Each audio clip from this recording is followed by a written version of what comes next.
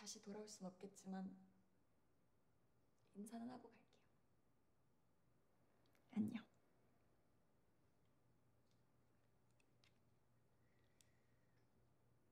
컷. 2, 3.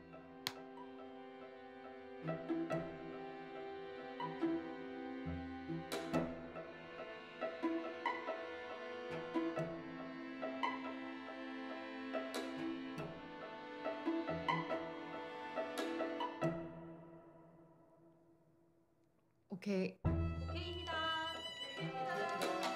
다음 컷 준비할게요. 다음 컷 준비하겠습니다.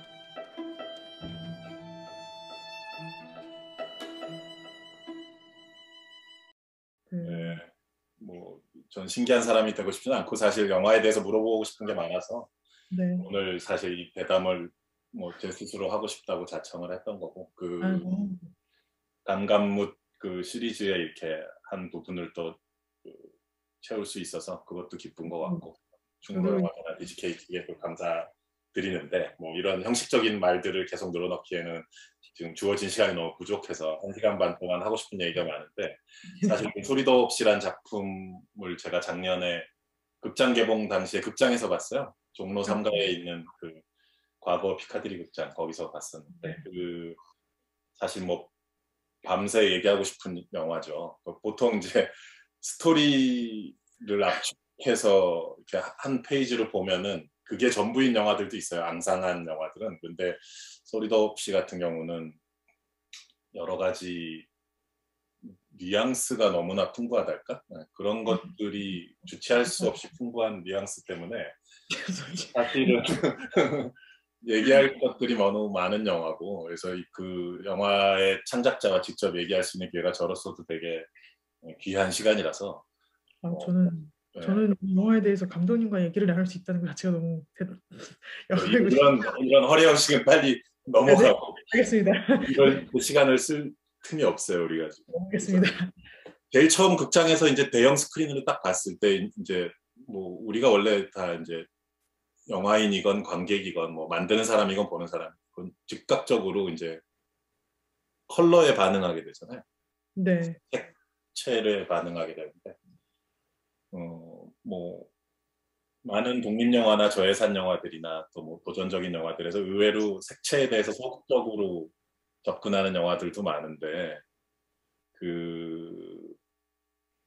그렇지 않았거든요. 소리도 없이 처음에 그 논의 그 연두색 그 다음에 하늘 파란색도 되게 공격적으로 파란 컬러가 만져져 있는 것 같았어요. 제가 뭐 후반 포스트 프로덕션 과정은 잘 모르지만 그리고 또 주인공들의 그 의상 유아인 씨가 입은 그 스트라이프 셔츠라든가 또 뭐 하는 직업상 또 노란색 그 플라스틱 비닐 그거 우비도 입고 그죠? 네. 이후로도 영화가 되게 컬러의 향연이더라고요. 컬러를 그러면서 이렇게 한국 시골의 리얼러티를 그다지 벗어나지 않는 범위 내에서 가면서도 묘하게 컬러들이 쓱 이어지면서 그 실제 영화에서 벌어지는 행동이나 사건들은 사실 되게 폭력적이잖아요. 그렇죠. 아닌 척하면서 별일 아닌 듯이 감독님이 찍고 있어서 그렇지 사실 그 행동, 행위, 사건 자체는 되게 폭력적인데 그 위를 이렇게 알록달록한 컬러들이 수놓고 있단 말이에요. 네. 어떻게 설계를 하신 거예요? 그 미술 촬영 감독님하고도 얘기를 많이 하셨을 것 같아요. 그렇죠. 많이 했는데 일단 그런 부분을 흥미롭게 봐주셔서 너무 감사하고 그런 허례허식을 빨리 근데 이게 허례허식이 아니라 정말로 하는 부분이거든요. 그런 거에 대해서 뭔가 이렇게 멘션을 해주시는 분들이 계실 때마다 노력하길 잘했다 그 부분에서 그런 생각을 많이 하는데 그 시나리오 단계에서부터 이제 어떻게 하면 영화를 만들 때 두 가지 판단을 좀 동시에 가지게 할 수 있을까 관객분들이 좀 계속 그 생각을 했던 것 같아요. 그래서 사실 나쁜 사람들이 나쁜 짓을 하고 있는 그 너무나 명확한 상황이 이제 무의식에는 이제 무의식에 제가 계속 호소를 하고 싶었어요. 이 사람들이 사실은 나쁜 사람이 아닐지도 모른다는 어떤 그 환상을 조금 만들고 싶었거든요. 그래서 좀 톤앤매너로 그러니까 이게 속이자고 얘기하는 건 좀 너무 무례한 얘기긴 한데 어떤 같이 한번 우리가 겪는, 그러니까 겉으로 표현되어지는 우리에게 보라고 주어지는 것들이 이런 식일 때 우리가 어떤 판단을 하는지 한번 같이 가봅시다라는 어떤 마음으로 시작을 한 거고요. 근데 저를 속이려고 한 거죠, 사실. 뭐 감독님께서도 자신을. 얘기하셨지만 이 정도 되면은 내가 태인에게 마음을 뺏기겠다. 이 정도 되면 평화로워 보이겠다. 이 정도면은 끔찍하지 않고 뭔가 제 무의식에서 지금 일어나는 일은 끔찍한 일이 아니다라고 생각할 수 있을 정도, 그 정도의 배경이 좀 필요하다고 생각을 했고, 미술 감독님이랑 촬영 감독님 뭐 처음 미팅할 때도 이제 파스텔 얘기를 먼저 했었고요. 그래서 뭐 원하는 만큼 파스텔 모든 걸 파스텔로 할 수는 없었지만 뭐 할 수 있는 한 뭐 어딘가는 뭐 그 공장 부분에서는 뭐 민트 색을 좀 위주로 하기도 하고 집 안에서는 또 핑크를 좀 많이 쓰거나 이런 뭐 아니면 혹은 그 아이들을 납치하는 사람들이 있는 곳에 방을 굉장히 핑크 아이들의 방으로 꾸미기도 하고 그런 식으로 하고, 또 사실은 저희가 날씨가 굉장히 안 좋았거든요, 촬영할 때. 그래서 좋아 보이는데 화면에서는. 네, 그래서 촬영 감독님이 굉장히 고생을 많이 하셨어요. 잘 찍은 거구나 역시. 네, 감독님이 워낙 빠르신 분이기도 하고 그 박정훈 촬영 감독님이신데 이 어떤 작은 사이즈의 영화를 찍는 것에 가장 필요한 게 무엇인지를 미리 뭐 많이 당연히 경험이 많으시니까 그렇게 많이 알고 있으면서 이제 조금이라도 뭐 상황이 해가 난다 그러면 이제 어디론가 쏜살같이 사라지셔서 팀과 함께 좋은 그 하늘 소스를 찍어 오시고 그랬거든요. 그러니까 이게 한 어떤 장면에서 모든 거를 얻었다기보다는 합성도 많이 하고요. 하늘을 따서 이제 좋은 날 찍은 하늘을 붙이기도 하고 그런 성한 식으로. 것도 있고 그랬구나 역시. 네, 그리고 아예 뭐 말씀하신 대로 컬러 그레이딩에서 많이 손을 보기도 하고. 하늘 컬러를 되게 적극적으로 쓰더라고요. 영화의 로케이션을 되게 인상적이었는데 역시 그 예산도 제한되고 시간도 촬영 횟수도 제한된 상태에서 이렇게 영화 전체 지배적인 컬러를 컨트롤한다는 게 사실은 쉬운 일이 아닌데 미술 촬영 감독님이나 프로듀서들도 많이 그걸 도와줘야 되는 부분인데. 네, 고생하셨어요, 진짜. 네, 역시 그런 팀워크가 되게 좋았었겠구나라는 추측이 될 수밖에 없었고, 내용적으로도 이제 좀 전에도 얘기했었지만 뭐 나 자신을 속인 그러니까 귀여운 의미에서 그게 끔찍한 일이 아니다. 사실은 끔찍한 건데, 그러니까 되게 해맑게 악행을 저지르잖아요, 이 사람들이. 해맑은 상태에서. 네. 거기에 컬러들도 이제 일조를 하고 있는 거예요. 색채들이 그런 식으로. 네. 그래서 최대한 뭐 색조처럼 말투나 어떤 사람들의 행동들도 조금 상쾌하게 하고 싶었거든요. 뭐 상복 같은 캐릭터도 좀 정말 옆집 착한 아저씨 같은 그런 좀 혼란스러운 어떤 말투라던가 그런 거를 좀 많이 좀 심어보려고 했죠. 그 유괴 뭐 어쩔 수 없이 이제 끔찍한 범죄 용어들이 나올 수밖에 없으니까 이제 듣는 분들도 이해는 해주시길 텐데 스토리상.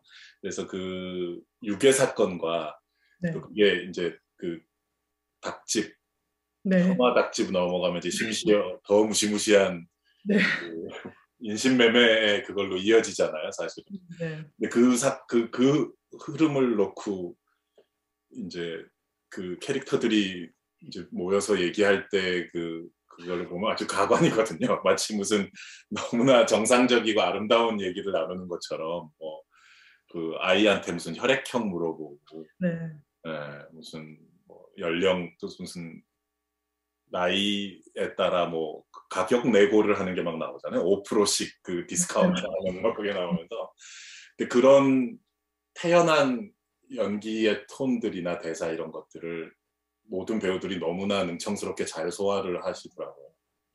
그거를 그렇게 오리엔트하는, 그러니까 쫙 정리하는 데 있어서 많은 수고와 뭐 반복적인 리딩과 연습을 거친 건가요? 아니면 배우분들이 일단 본능적으로 시나리오를 보자마자 이미 야 이런 게 너무 재밌구나 흥미롭구나 하면서 그냥 이미 그 주파수 속으로 싹 들어온 건지 궁금했었어요.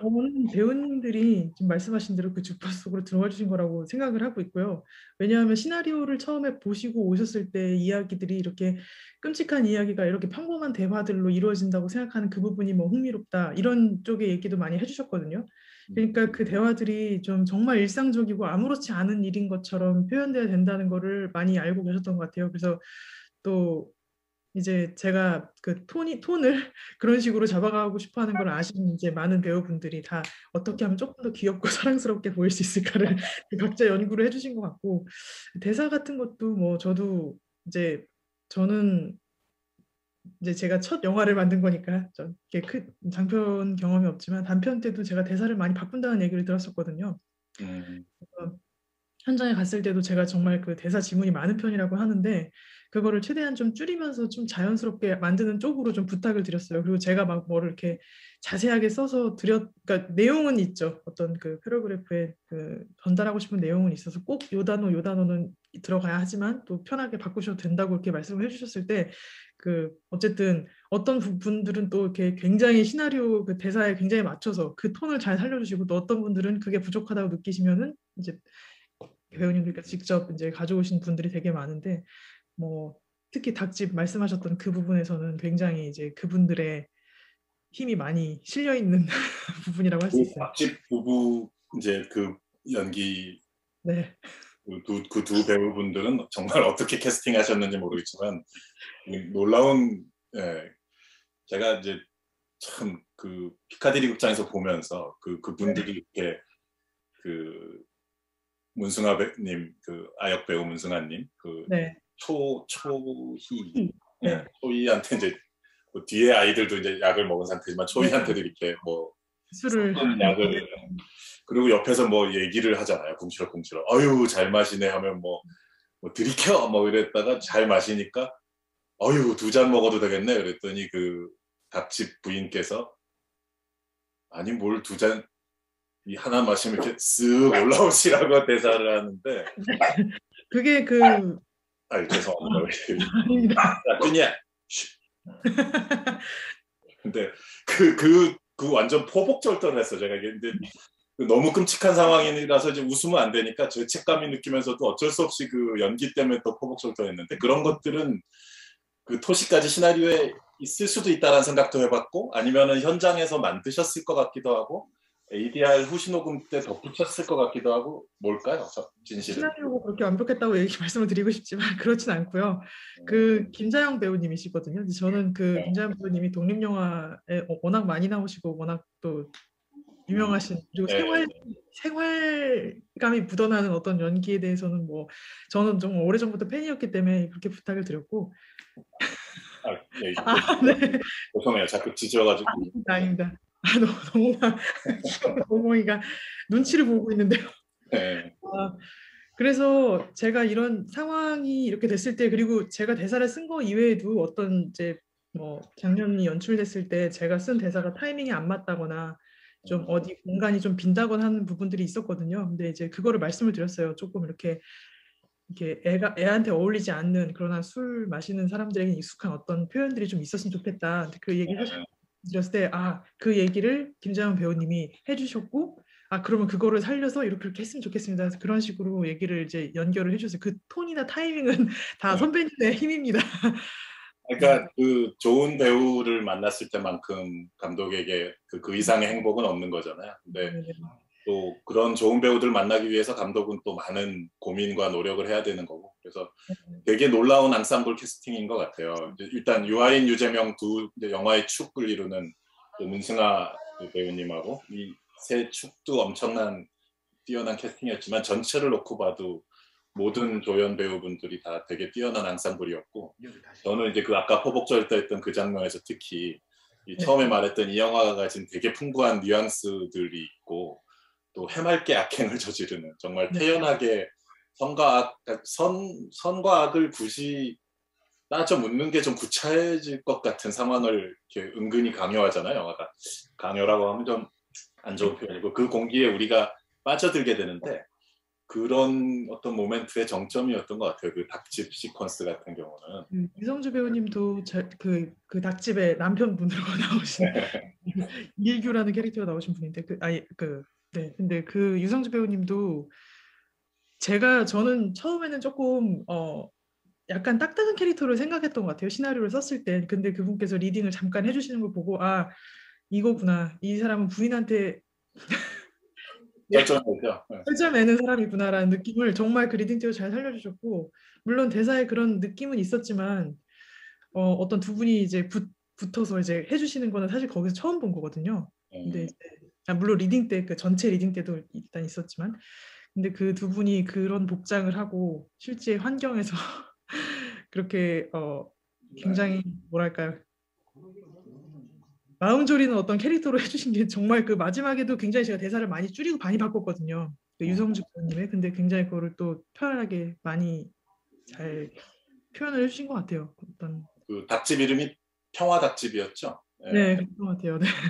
그 되게 아이러니컬한 이름인데 그 평화 닭집에서 이제 영화에서 뭐 많은 끔찍한 일이 일어나지만 특히나 가장 끔찍한 일들이 벌어지는 곳인데 네. 거기를 이제 그런 뉘앙스로 이제 표현이 되고 그 두 또 닭집 부부 배우분들이 하는 그 느낌들이 참 엄청난 뉘앙스들을 느낌들을 줬었던 것 같고 그 이제 심지어 보면은 아이들마저도 이제 그 초희 문승아님이 연기한 그 초희 캐릭터도 보면 물론 본인이 이제 납치되어 있는 이제 그 잡혀 있는 상태니까 생존 본능 때문에 더 그랬기도 하겠지만 그럼에도 불구하고 되게 쉽게 빨리 적응하잖아요. 그 눈앞으로 이렇게 막 시신들이 막 비닐에 쌓인 시신들이 오가는데 되게 태연하게 행동하고 심지어는 그 떨어진 핏방울에 이 얘기는 아마 여러 인터뷰나 질문 많이 받으셨을 텐데 그 네. 떨어진 핏방울에 이렇게 꽃을 그리잖아요. 네. 거기서 정말 이 영화가 가진 어떤 기이한 그 접근 방식의 어떤 정점을 이루는 것 같은데 네. 그런 거는 정말 뭐 당연히 미리 스토리보드에서 많이 네. 네. 시나리오의 지문에서부터 있었을 것 같은데. 네. 그런 부분 말씀해주신 대로 좀 끔찍한 상황이 어떻게 하면 최대한 일상적으로 보일까를 많이 좀 고민을 했던 것 같아요. 그래서 아이들이 할 수 있는 어떤 행동들이나 그런 것들도 자기의 가치를 높여야 된다는 거를 너무나 본능적으로 어릴 때부터 다 알고 있잖아요. 뭐 어린이들도 다. 본능적으로. 네, 저는 그렇게 생각을 했어요. 그래서 이 어린 아이지만 저는 이 아이의 행동과 어떤 그 적응 속도가 학교에서도 이랬을 거다. 학교에서 적응하는 속도만큼 여기서도 적응을 할 거다라고 저는 생각하고 만들었거든요. 그러니까 오히려 이 잔혹한 것들을, 끔찍한 상황들을 볼 때 실제로 이제 뭐 눈앞에서 벌어지는 일들도 당연히 있겠지만 제가 느꼈을 때는 초이는 너무나 자기 상황을 이해하고 있는 아이고 그렇게 그 상황에서 이 모든 사람을 자기 편으로 만들 수 있는 거를 이제 자연스럽게 그게 체득된 사람이라고 생각을 하고 있었어요. 그래서 그러면서 그렇지만 동시에 아이기 때문에 중간에 그 뭐 핏방울에 꽃을 그린다든지 이럴 때는 그냥 정말 그 나이 때 가지는 우리가 생각하는 평범한 어떤 해맑은 어린이의 모습이 나오기도 하고 그런 게 좀 잘 섞이기를 바랬던 것 같아요. 네. 이 질문은 어떻게 보면은 좀 너무 성급한 궁극의 질문 내지는 감독님 대단 끝날 때쯤 해야 될 질문인지 모르겠는데 얘기가 나온 김에 어차피 지금 말씀을 하셨으니까 물어볼 수밖에 없을 것 같은데 어쩔 수 없이 주제나 스토리를 직면해야 되는 감독 입장에서 네. 사실 선과 악에 대한 본인의 어떤 그런 관점이 어떻게 보면 되게 무서울 수도 있는 스스로도 무서울 수 있는 그런 관점이 있으신 건 아닌가요? 그러니까 다른 예를 들어 아까 닭집 부부라든가 네. 또 그 항상 그 주어진 일에 만족하고 살아야지 하면서 그 성경책을 또 열심히 보는 뭐 유재명 씨 캐릭터라든가 이제 여러 가지 굴곡과 스토리와 세파를 거쳐서 이제 성과 자기 자체가 희미해져 버린 사람들이 이제 그런 어른들이 즐비하게 나오지만 그런 삶의 굴곡이나 스토리를 겪기 전에 물론 아이가 처한 특수 상황이 있지만 그런 아이들도 사실 본능적으로 이렇게 빨리 성과 악의 경계를 지을 수 있다.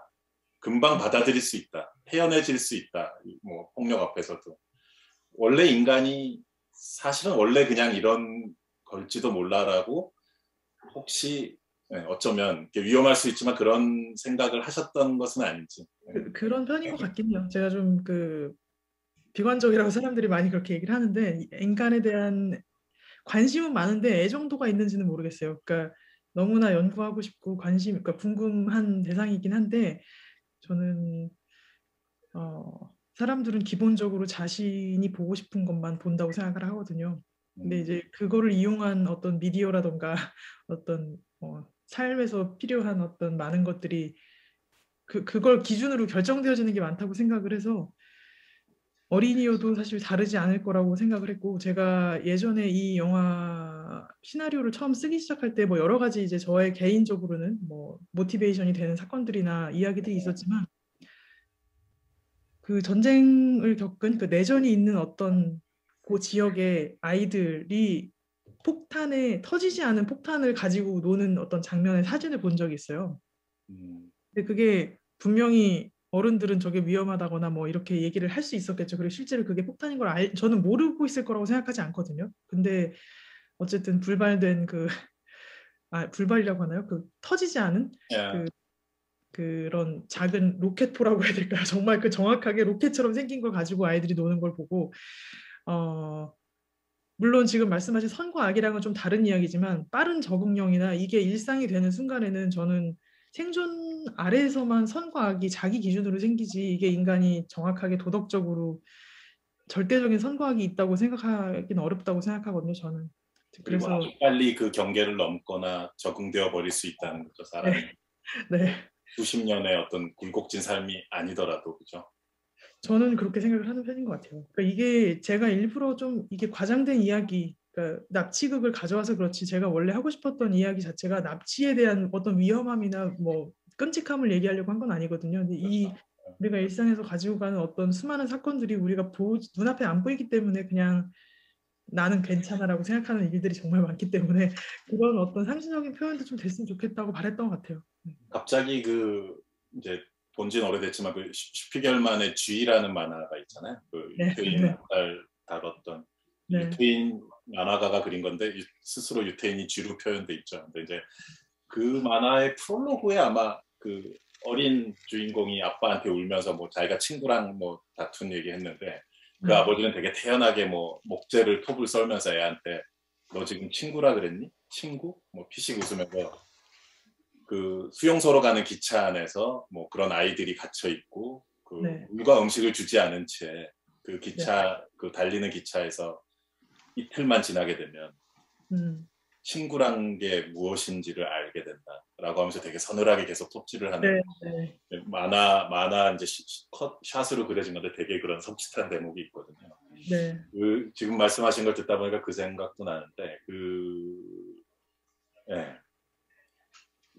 소리도 없이란 영화에 되게 알록달록한 색채와 이제 태연하고 해맑게 대사를 뱉어내는 사람들 틈에서도 흐르는 되게 기묘한 그 서늘함 같은 게 있는데, 그 어떤 서늘함의 정체가 사실 지금 말씀하신 그런 부분들이 아닐까. 그게 또 영화가 갖고 있는, 영화만이 갖고 있는 기묘한 힘인 것 같고. 그래서 사실 뭐 지금 한 1년 됐나요? 개봉한 지 1년. 네, 1년 좀 넘었네요. 작년 가을에 제가 10월 12일 날 개봉했습니다. 작년. 1주년이군요, 거의. 네. 1년간 뭐 여러 가지 상들을 받으러 다니시느라고 정신이 없었던 것 같은데. 정말 운이 좋았던 한 해인 것 같습니다, 진짜. 아니 뭐 본인은 그렇게 얘기하시겠지만 어쨌든 그런 뭐 상이 중요한 것은 아니지만 어쨌든 사람들이 이 영화의 그런 강렬한 느낌 받았던 거에는 지금 말씀하신 그런 접근이 있었기 때문이 아닌가 싶어요. 그러니까 핏방울에 귀여운 어린아이가 핏방울에 이렇게 흙에다 이렇게 꽃을 그리는 그 비주얼에 압축되어 있는. 근데 뭐 영화에 당연히 그 주인공 직업상 피도 많이 나오지만은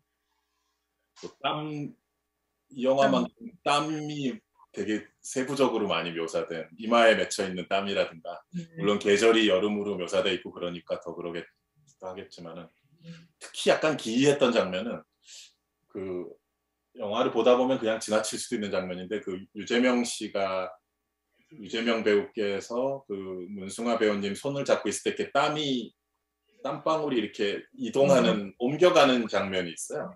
그래서 땀방울이 그 초희 캐릭터한테 이동하고 나서 얘가 이제 흙을 막 파기 시작하나요? 네. 그래서 그 끔찍한 상황에 애가 되게 쉽게 적응해 버리는데 그 어떤 트리거 같은 것인가? 어쨌든 그건 분명히 그러니까 계획된 샷인데 네. 스토리보드에 분명 따로 있었을 것 같아요. 네. 그 어떤 느낌으로 그거를 설계를 하신 건지. 또 그거를 또 구체적으로 찝어주셔서 감사한데 사실 조 감독님들하고 촬영 감독님 굉장히 고생하셨어요. 그 장면 때문에 이 원하는 대로 이렇게 타이밍에 적절하게 그 방울이 떨어져주지 않아서 근데 몇 번의 시도 끝에 이제 원했던 어떤 방식의 느낌이 나오게 됐는데 이게 너무 명확하게 보이지도 않았으면 좋겠지만 또 안 보이면 안 되는 그런 걸 바랬거든요. 그러니까 어떤 분들은 캐치를 하실 테고 어떤 분들은 또 그냥 넘어가실 테고 뭐 그거를 반드시 이 장면을 봐야 된다라고 듣고 싶지는 않았는데 또 잡아주시니 설명을 드리자면 지금 말씀하신 대로 저한테는 그게 트리거기도 했고요. 그러니까 이게 사실 저한테는 이제 이런 소소한 상징들이나 고민들이 다 있었지만 그게 모든 게 영화에 막 묻어나서 이 모든 게 해석이 되길 바랐던 건 절대 아니에요. 그냥 저 혼자 생각했던 것은 이제 땀이 상징하는 것은 저한테는 성실함이었거든요. 물론 날씨 때문에도 있지만 영화 시작할 때 나오잖아요. 네, 성실한 성실함, 땀방울, 밝은 미래. 밝은 미래.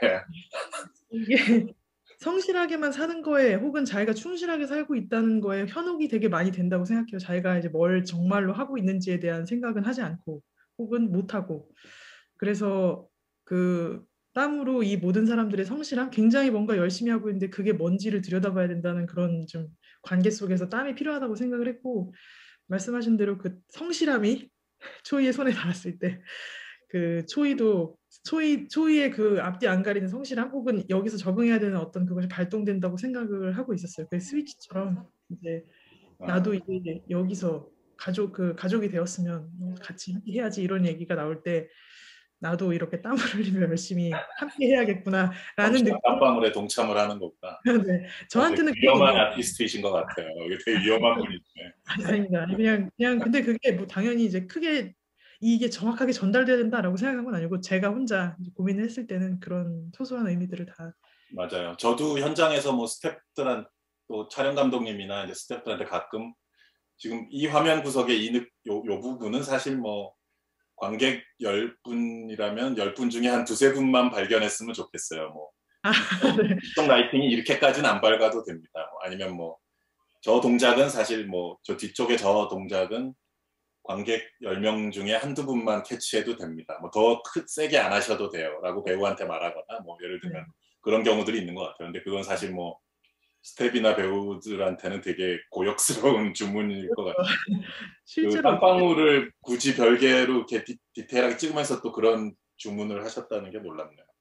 근데 뭐 이해해 주시거나 뭐 도움을 안 주셨으면 찍기는 어려웠을 것 같아요. 굉장히 쉽지 않더라고요. 저는 물론 테스트도 다 해보고 나갔지만 현장에서 시간 없을 때 쫓기면서 그걸 하는 것이 뭐 그렇더라고요. 물이건 땀이건 피건 또 네. 기생충제도 저도 물 때문에 많이 미리 아, 테스트도 많이 하고 뭐 미리 준비도 많이 했지만 이 액체를 다루는 게 사실 되게 힘들죠. 여러 가지 어려운 면들이 많아요. 감독님 워터탱크에서 촬영을 하신 거랑 땀과 비교하시면 알겠습니다. 큰 건 큰 거대로 힘들고 또 작은 건 작은 거대로 힘들죠. 그 워터탱크라 하면 이제 그 기생충 빈민가 이제 그 송강호 캐릭터, 송강호님 캐릭터 그 동네 전체가 다 이제 수영장 안에 지은 거였으니까 물론 규모상의 차이는 있지만 힘들기는 다 마찬가지인 것 같고 이건 좀 다른 것 같지만 어쨌든 네, 알겠습니다. 유아인 배우님 또한 그 스킨톤이라든가 항상 이렇게 그 육체적인 일은 유재명님 캐릭터보다 유아인님이 더 많이 하잖아요. 네네. 유재명님은 다리를 저는 캐릭터로 이제 설정되어 있기 때문에 온갖 이제 뭐 시체 때문에 매장 때문에 뭐 땅을 판다거나 여러 가지 고된 일들을 다 유아인 씨 몫이다 보니까 그 스킨톤 유아인 씨 스킨톤이 되게 잘 영화에 묘사되어 있다고 생각해요. 또 머리를 짧게 깎았기 때문에 이제 두피까지 살짝 보이잖아요. 유아인님의 두피를 볼 수 있는 또 많지 않은 기회인데 그 느낌들 그 다음에 또 본인 스스로 아마 연출해낸 거겠죠. 뭐 이렇게 눈두덩이 이제 처음부터 이렇게 체중도 불렸고 이렇게 두툼해진 눈두덩과 이렇게 아랫입술이 이렇게 튀어나오는 그 본인 참 대단하더라고요. 그 표현력이 유아인 배우님의 그런 표정의 풍부함이라든가 신체적인 표현력이 대단했는데 그러다 보니까 한 5분 10분 지나고 나서 그 유아인 씨 캐릭터를 보면서 저 캐릭터가 그 침묵 말을 안 한다, 대사가 없다라는 거를 못 느끼게 잊어버리게 되더라고요.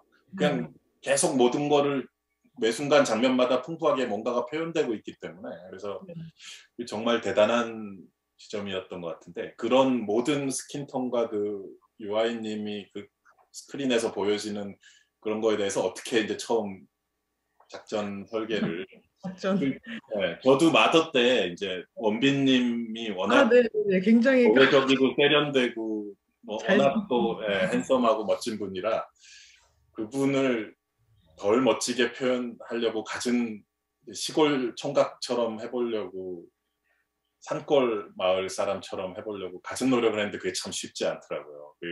정말 어려운 일인데 아마 비슷한 고충이 있었을 것 같아요. 유아인 그 배우님의 그 최근에 어떤 그 의류 브랜드 CF에서도 보면 정말 깜짝깜짝 놀라울 정도로 모던한 또 아름다운 그 외모를 가진 분인데 그 시골에서 이렇게 막 그 생매장 곡괭이질 삽질을 하면서 땀에 젖어 있는 어떻게 설계하신 건지. 처음에 설계 자체는 당연히 배우님이랑 같이 이제 이야기를 나누면서 만들어진 건데 처음에 시나리오를 보고 유아인 배우님이 관심을 가지고 있다고 제가 소식을 들었을 때 너무 좋았는데 왜냐하면 뭐 성인이 된 어떤 아저씨지만 사실 소년의 어떤 모습을 완벽하게 가지고 있는 사람에게 바랬거든요. 유아인 배우님이 어떤 소년미가 분명히 있는 분이기 때문에 그래서 저는 이제 이런 기적 같은 일이 있을 수가 하면서 동시에 이 아름다운 얼굴을 어떻게 하면 말씀하신 대로 어떻게 하면 시골에 정말 자기 주장 한 번도 안 해본 순박하면서도 어떻게 보면 바보 같은 이런 사람을 만들 수 있을까를 고민을 하다가 그 말씀을 드렸어요. 그래서 저는 처음에 살을 조금 빼야 되는 거 아닌가, 뭐 머리가 더부룩해서 눈이 좀 가려지고 그래야 되는 거 아닐까 이런 고민을 하면서 이제 원래 원했던 게 그쪽 방향이기도 했지만 그래서 뵈러 갔는데 그때는 운동을 굉장히 많이 하고 계셨던 때 만난 거였어요. 처음 미팅 때. 군인 같은 뭔가 제가 뭔가 특수 군인 같은 몸으로 들어오시더라고요. 그래서 제가 알던 유아인 배우랑 너무 다른 거예요. 일단 그래서 내가 너무 섣불리 정말 옛날에 가지고 있던 미소년의 그 유아인 배우님만 막연하게 알고 있었구나라고 생각이 들어서 이제 뭐 이야기를 나눴을 때 오히려 살이 좀 더 찌고 막노동했으니까 좀 이렇게 해서 막 자기가 그냥 대충 머리도 밀고 이런 캐릭터 어떻겠어요? 이렇게 얘기를 해주시고 그거에 이제 관련된 여러 가지 이제 뭐 레퍼런스들도 있고 뭐 얘기를 좀 하셨지만 그냥 처음에 이야기만 들었을 때는 저는 약간 설득되지 않았던 것 같거든요. 제일 초반에는. 그래서 그래도 살이 좀 빠졌어야 될 것 같은데라고 하고 뭐 1, 2주 있다가 살을 또 빼가지고 오셨는데 우리가 모두 아는 아름다운 유아인 씨가 되어 계시더라고요. 그래서 죄송하다고 살이 다시 원래 제가 놀랬던 모습, 그러니까 그 벌크업 돼 있는 어떤 그 모습은 저한테는 너무 충격적이었거든요, 사실. 그래서 그 모습이 다시 죄송합니다. 그랬더니 걱정하지 말라고 그냥 괜찮아. 많이 두 단계가 있었던 거구나. 두 단계가 있었고 그래서 한번 살짝 빠지셨다가 다시 살을 찌우는 과정을 해주시면서 살은 어떻게 할까 뭐 어떤 뭐 이제 구체적인 뭐 다른 것들을 이제 얘기해 주시는데 뭐 제가 혹시 살을 조금 더 태워주실 수 있냐고 여쭤봤는데 정말 잘 탄다고 걱정하지 말아요. 햇빛에 조금만 나가 있으면 잘 타니까 많이 바짝 태우겠다고 얘기를 해주시고 그런 식으로 뭐 제가 요구한 거를 그냥 들어주신 것도 있고 또 그러니까 상의를 하면서 이제 막노동이어야 되니까 몸이 예쁘게 이제 몸이 커지면 안 되고 좀 투박하게 약간 두툼한 느낌이었으면 좋겠다고 얘기를 하셔서 저야 너무 그렇게 된다면 감사하죠. 체질이 다듬어진 이런 게 아니라 정말 배 나오는 체지방이 약간 엉망으로 엉켜 있는 그런 상태인 거잖아요. 쓰는 근육만 발달돼 있고 나머지는 그냥 내팽개친 것 같은 느낌의 그렇게 배도 약간 나오게끔 이렇게 얘기를 해주신 것 같은데. 배가 사실 그렇게 나오시지 않으셨거든요 촬영할 때. 근데 어떤 부분에서 굉장히 그거를 내려놓고 해주셔서 제가 너무 놀라서 이거 괜찮으세요? 그러니까 내 배가 열일했는데 뭐 괜찮아라고 얘기를 해주시더라고요. 그런 거에 대해서 또 유연하시고 또 어떻게 보면 배우시네요. 네, 좀 이렇게 어떻게 보면 또 배우이면서 동시에 또 스타시기도 하셔가지고 그런 외모에 대한 고민을 하시지 않을까라고 굉장히 걱정이 있었는데 최대한 이용해 달라고 그냥 편하게 최대한 저 진짜 못생기고 찍어도 될까요? 아 걱정하지 말라고. 원래 못생겼는데 어때? 막 이렇게 자학하시면서 막 얘기를 하시고 또 그렇게 막 망언에 가까운 말씀도 하셨네요. 망언에 가까운 얘기 하시고 또 뭐 입술이 나오고 뭐 그런 표정 이런 것들은 당연히 뭐 배우님의 어떤 인풋이긴 한데 제가 또 이렇게 입술 이렇게 하고 뾰롱통한 표정 너무 좋으시다고 이렇게 말씀을 드렸을 때 또 그런 칭찬을 혹은 어떤 그 멋지다 이런 얘기를 듣는 거를 좀 부담스러워 하시는 것 같아요. 제가 느꼈을 때. 그래서 살쪄서 그래. 살쪄서 그냥 되는 거야라고 얘기를 하셨는데 저는 이제 당연히 평소 모습을 봤을 땐 그렇지 않으니까 그런 세세한 디테일을 다 잡아주셨다는 걸 알고 있습니다. 그런 이제 특히나 또 대사가 부여되지 않은 캐릭터다 보니까 그런 외모상의 작은 디테일들 하나하나 이런 게 더 큰 역할을 하게 되잖아요. 그 유아인 씨 캐릭터. 그래서 그런 디테일한 부분들이 정말 감독과 배우가 합심해야 돼서 정말 세밀하게 잘 만들어졌구나라는 느낌을 참 받아서 되게 좋았었고 그 캐릭터의 히스토리를 이제 영화에서 벌어지는 상황과 별개로 유아인님의 그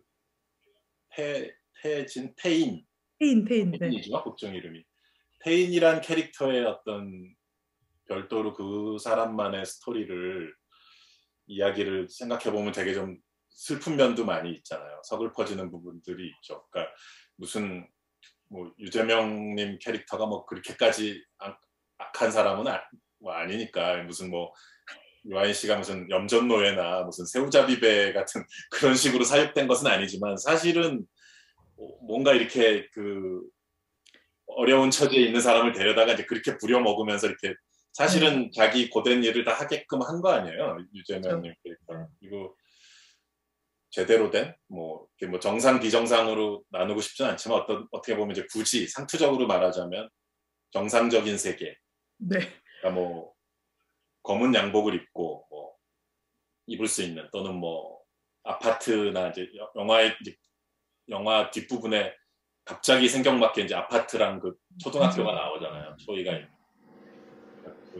그 되게 평범한 학교랑 아파트인데 그 세계가 갑자기 낯설어 보이잖아요. 이 영화에서 이제 시골 구석구석에 되게 기괴한 일들이 벌어지는 곳만 다니다가 거기를 보게 되니까 문득 낯설어지게 되는데 어쨌든 그런 세계와 담을 쌓고 살아온 성장해버린 사람의 느낌인 건데 그 유아인 씨 캐릭터 거기서 오는 어떤 슬픔 같은 게 되게 영화의 후반부에 강하게 느껴졌었어요. 그러니까 그쪽 세계를 경험해 보지 못한. 근데 이제 초이라는 아이가 사실 그쪽 세계에서 이렇게 갑자기 오게 된 거잖아요.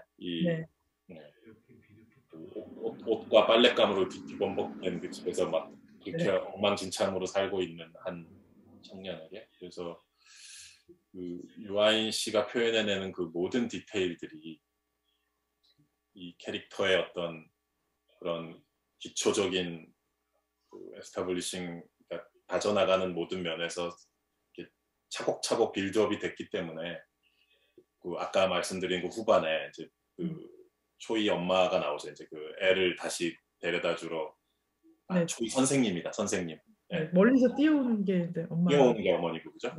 그 학교에 애를 다시 데려다 주러 갔을 때 오는 그 기묘한 그 생경함과 그리고 거기서 이렇게 유괴보험 소리 듣고 이제 도망치듯 막 뛰어나오는데 되게 가슴이 아프더라고요. 유아인 씨의 그 모습을 보는 것들이 그리고 이제 양복도 이렇게 벗어버리잖아요. 잠깐 입어본 양복이. 그래서 그 후반부 찍으셨을 때가 궁금해요. 그러니까 그 실제 촬영 순서랑 뭐 슬프게도 우리 이제 감독과 배우들은 항상 시나리오 순서대로 영화를 항상 찍지를 못하잖아요. 모든 것이 항상 뒤죽박죽이고. 저 같은 경우도 심지어 설국열차 때는 라스트 씬을 첫날 찍었어요. 기차가 파괴되고 이제 그 요나랑 티미가 이제 그 두 아이가 기차 밖으로 나와서 눈밭을 걷는 게 그게 그 오스트리아 산악지대에서 찍은 건데 그 계절적인 상황, 그 스키장 상황 때문에 첫날 그 장면을 찍었거든요. 근데 이제 궁금해요. 그 마지막 계속 영화가 시골에서 이제 맴돌다가 마침내 그 아파트 단지와 초등학교가 나오게 되는데 그때 어떤 언제 찍은 것인지 그때 또 배우들 그 배우님들과 어떤 대화 있었는지. 그 조 감독님의 들이 제가 이제 어쨌든 처음 장편을 만드는 거기 때문에 그 순서를 최대한 이제 맞춰서 스케줄을 짜느라고 고생을 좀 하셨고요, 다들. 배려를 해주셨구나. 네, 네. 굉장히 그런 배려를 많이 받았고, 물론 이제 어떤 뭐 제작적인 부분에서도 뭐 어떤 사연과 뭐 여러 가지를 통해서 이게 다행스럽게도 뒷부분으로 촬영 뒷부분 스케줄로 옮겨질 수 있었거든요. 그래서 네.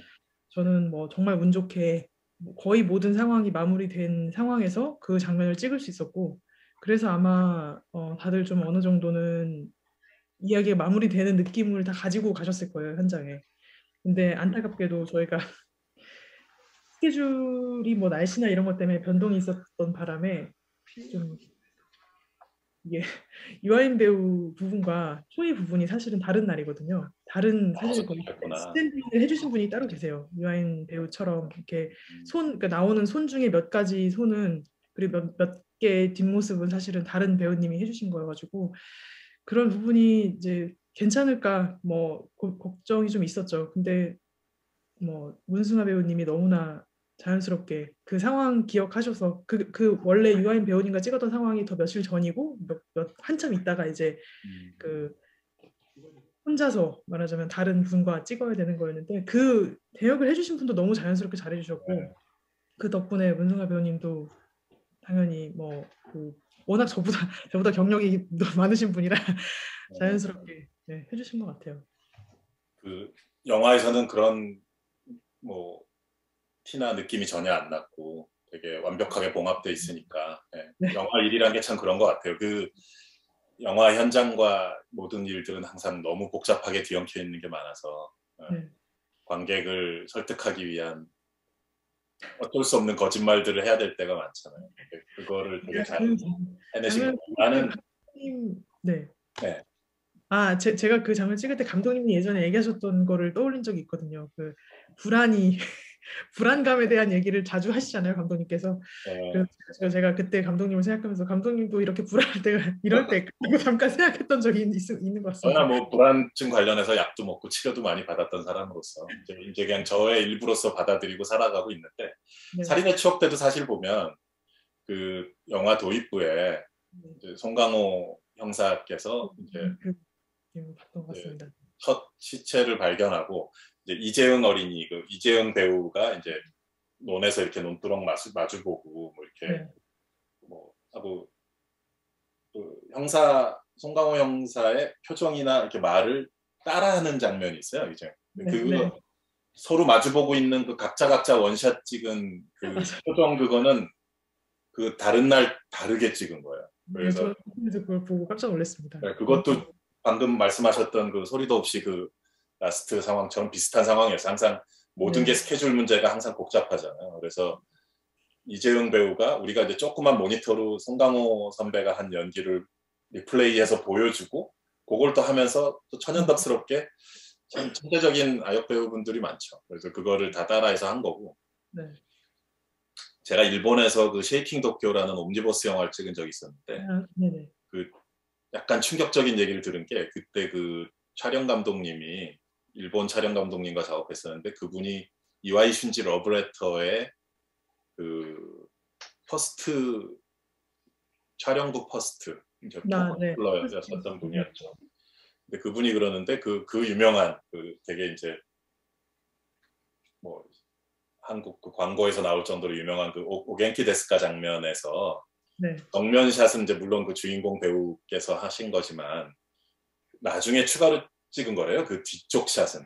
그러니까 그 주인공이 오겐키 데스까를 외치는 뒷모습과 멀리 산이 보이는데 촬영 아주 후반부에 그 너무 마음에 드는 산을 발견해서 다시 여성 제작 부분을 세워놓고 그 오겐키 데스까 그래서 그 오열하면서 바닥에 주저앉고 하는 그 뒷모습은 주인공이 아니라 그 비슷한 키를 가진 여성 제작부였다. 근데 그분이 상당히 연기를 잘했다고. 말하네요.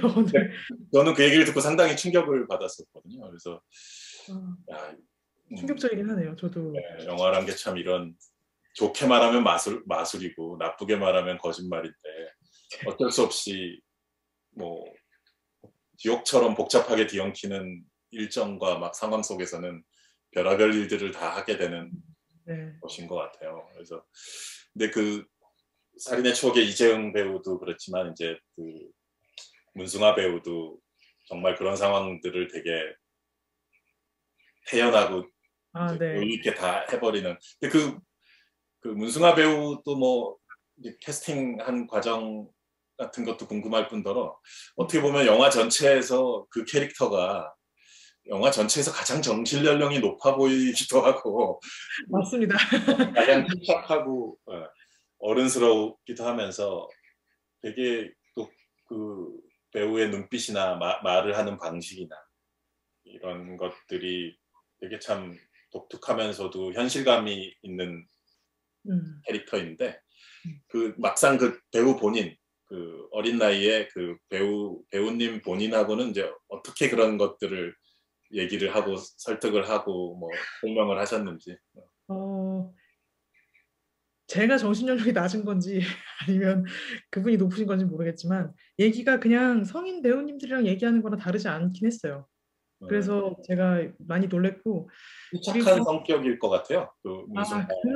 제가 이분이 뭐 이가은 배우님도 그렇지만 문승아 배우님도 되게 굉장한 배우라고 생각을 하는 이유가 굉장히 개구장이시거든요. 실제로 보면 굉장히 막 몸을 많이 쓰시면서 장난도 많이 치시고 굉장히 밝은 성격인데 어떤 그 자기만의 존에 딱 들어가는 순간에는 굉장히 그 음울한 느낌도 나고 어떤 세파를 겪은 어떤 그런 아픔이 느껴지기도 하고 굉장히 저는 그래서 이게 이런 게 가능하구나.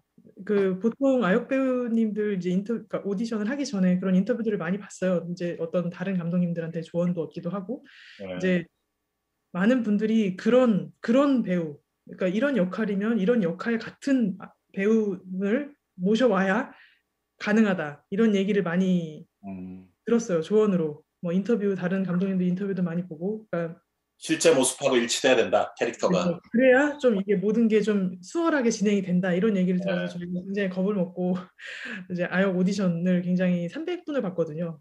와, 네.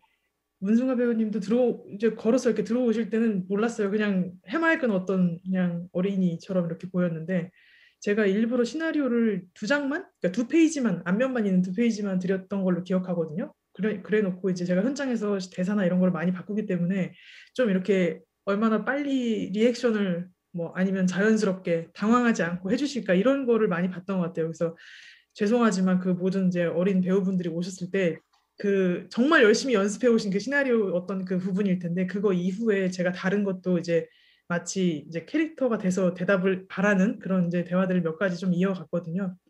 그리고 문승아 배우님이 너무나 태연하게 그 상황을 빠르게 캐치하시고 저는 그냥 연결해서 아무렇게나 얘기를 한 건데 그 제가 그 어떤 반응을 보고 소름이 돋았거든요. 이럴 수 있구나. 그냥 그러니까 평소 모습이랑 너무 다른데도 이렇게 태연하고 자연스럽게 캐릭터에 대한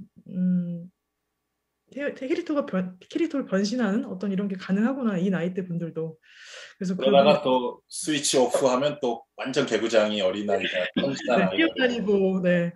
물론 현장에서는 굉장히 조심하려고 많이 했던 것 같아요. 근데 어쨌든 굉장히 제가 아는 만큼은 굉장히 장난도 많이 치고 밝은 그런 배우분으로 알고 있고 정말 소리도 없이 최적화된 배우분을 찾으신 거네요. 네. 뭐 영화에서는 정말 그 초희가 무슨 그 유아인 씨 엄마처럼 보일 때도 있어요, 심지어. 네, 그 역할가 역할을 다 해주기를 바랬던 것 같아요. 양계장 그 삭제씬 보니까 이렇게 최근에 블루레이를 구매해서 소리도 없이 거기 삭제씬을 봤는데 보니까 이제 그 양계장 가다가 이렇게 미끄러져가지고 엉덩방아 찍고 본편에도 있었던 건가? 어쨌든 그러다가 일어나서 손에 흙 묻으니까 이제 그거를 유아인 씨 등에 퍽 치면서 이렇게 닦는 그런 게 있는데 그런 거 보면 약간 엄마나 이모 같은 느낌도 있고. 네. 유아인 씨의 반응은 어땠나요? 문승아 배우에 대한 같이 많은 밀접한 리액션을 주고받는 상황에서. 저는 이제 현장에서 본 것과 유아인 배우님한테 전달해서 들은 부분만 알고 있어서 그것만 말씀을 드리자면 표현을 내가 저 친구들은 정말 많이 배우는 것 같아요라고 얘기를 하셨어요.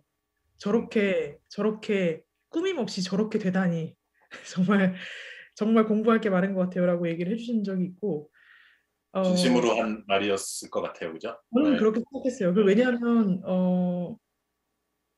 그 제가 어떤 장면이나 어떤 구조적인 어떤 뭐 회의라고 해야 될까요? 어떤 이야기 때문에 촬영 감독님이랑 이야기를 나누고 있을 때 이제 배우님들을 케어를 못 하고 있을 때는 이제 다음 테이크를 갈 때 안 하던 거를 하세요, 두 분 다. 그러면 이게 어떻게 된 일이지라고 보면 이제 유아인 배우님이 어떤 제안을 해서 문승아 배우님이 뭔가를 해보고 이런 식으로 서로 상의를 해서 들어오시는 것들도 있더라고요. 굉장히 그런 거에서 유아인 배우님이 또 편하게 이렇게 해보면 어떨까라고 얘기하는 것도 저는 들은 적이 있고 또 문승아 배우님도 한번 해볼게요라고 당당하게 얘기를 하는 그런 부분도 있었고 그리고 뭐 어떤 배우분들이 이제 배우들끼리 간의 어떤 상승작용이나 서로 간의 좋은 시너지나 이렇게 영향을 주고받는 그런 것들이 정말 많죠. 그래서 어떨 때는 때로는 감독이 그거를 차단해야 될 때도 있고 때로는 그걸 장려해야 될 때도 있고 그런데 그거를 잘 판단해야 하는 것이 또 연출자의 몫인데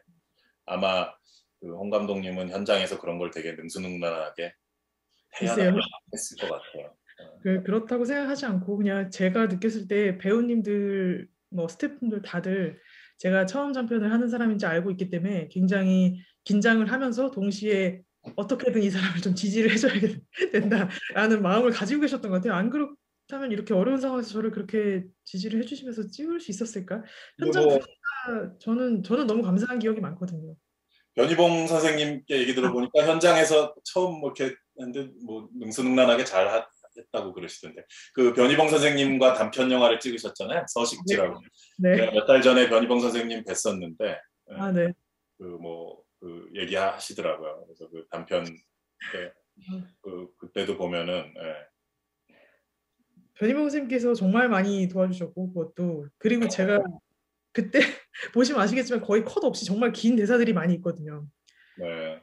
그래서 제가 테이크 갈 때마다 정말 죄송합니다 선생님 죄송합니다 이거 그대로 다 해주시면 안 될까요? 그러니까 당연히 다 해주고 계셨지만 이제 제가 너무 죄송하다고 이렇게 긴 페이지들을 끊임없이 가야 된다고 하는 게 참 죄송하고 그렇게 말씀을 드렸는데 저는 근데 좋은 팁들도 굉장히 많이 받았거든요. 제가 이제 뭐 모니터로 너무 저희가 단편 영화 찍었던 공간이 작아서 다른 방에다가 모니터를 설치해놓고 거기서 보고 있었어요. 근데 이제 뭐 너무 모니터에 가까이 가서 보지 말고 멀리서 극장에서 보는 것처럼 한번 볼 필요가 있다 뭐 이런 조언 제가 모니터에 이렇게 하고 거의 콜을 받고 보고 있는 상황이어서 그런 조언 해주셔서 그거 어떻게 보면 되게 간단한 거라고 생각을 하실 수도 있는데 저는 깜짝 놀랐어요. 아 맞다 이거 극장에 대한 사이즈를 보다 그냥 제가 원하는 게 모든 게 다 들어있는지를 이제 판단하기에 바빴던 어떤 모습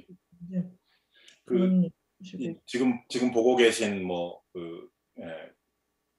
영화 일을 하시는 분들이나 아니면은 뭐 영화 팬들을 위해서 말씀드리자면 이제 이게 변희봉 선생님과 작업했던 홍희정 감독님의 서식지라는 단편인데 유튜브에 공개되어 있죠. 검색하면 볼 수 있죠. 네. 직접 많이들 보셨으면 좋겠고 그 영화도 사실 소리도 없이와 또 기묘한 유사점이 또 없지 않아 있는 것 같아요. 그런데 오늘은 일단 소리는 없이만 가지고 얘기를 해도 또 시간이 모자란 형국이라 더 길게 얘기는 못하겠지만 어쨌든 꼭 한번 보셨으면 좋겠는 그런 이제 단편 영화라는 생각이 들고 이제 문승아 배우님 얘기를 했다 보니까 우리가 또 이분을 얘기를 안 할 수가 없는데 자연스럽게 우리 극 중에서 이제 유아인 씨 동생 캐릭터로 나오는 이가은 배우님. 이가은 배우. 촬영 당시 몇 살이었죠? 이가은 님이? 제가 알기로는 9살로 알고 있었는데 그분도 역시 한 명의 대단한 배우인 것 같은데 네. 그분이 처음 등장할 때 이제 처음 그 집에 이제 끌려온 초희는 되게 혼란스럽고 막 정신이 없고 한데 이제 애가 이제 초희가 못 나가게 하려 이렇게 유아인 씨가 이렇게 문 쪽에 출입구 쪽에 이렇게 모루 누워서 자잖아요. 그러면은 이가은 님이 가서 이렇게 다리를 척 걸치면서 그 한 이미지에서 이제 이미 완전히 이 오누이의 관계라든가 이 집의 분위기라든가 이 아이가 이 오빠를 어떻게 생각하는지 이게 단칼에 다 설명이 되어버리는데 되게 아마 스토리보드에도 그렇게 그려놨을 것 같아요. 그 포즈가. 저는 사실 그려놓진 않았지만 네, 그런 어떤 디테일을 다시 한번 많아서 네.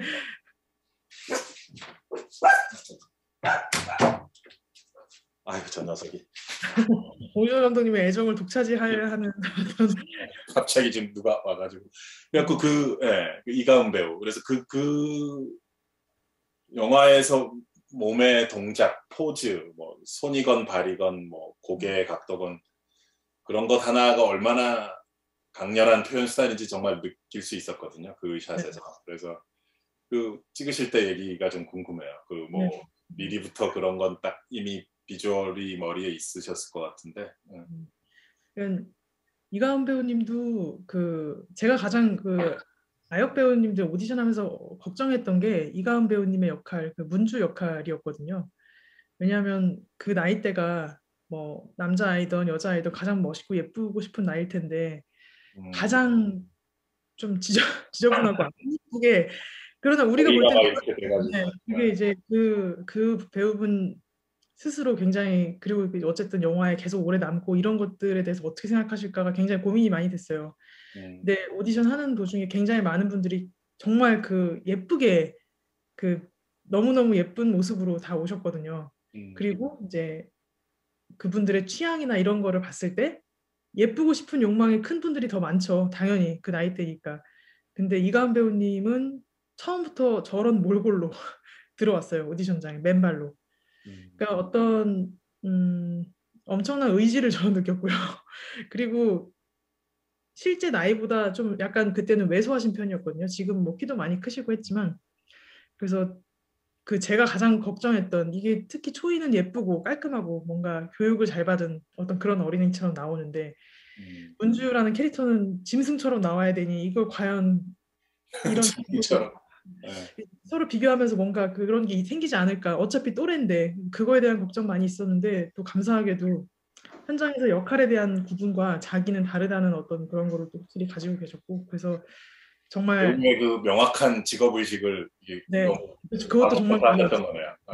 왜냐면 정말 지저분하게 많이 하고 그 말하자면 그 정말 와일드 애니멀 그 뭐지 그런 지저분한 상태로 만들었을 때 그 머리를 긁고 좀 이렇게 몇 가지를 조금 해달라고 이렇게 부탁을 드렸어요. 근데 긁다가 코를 후비시더니 발가락을 만지더니 다시 어떤 테이크가 이렇게 있었거든요. 제가 너무 놀라서 괜찮으시냐고 했더니 자기는 괜찮다고 하시면서 발가락을 긁고 다시 코를 후빌까라고 제안을 하시더라고요.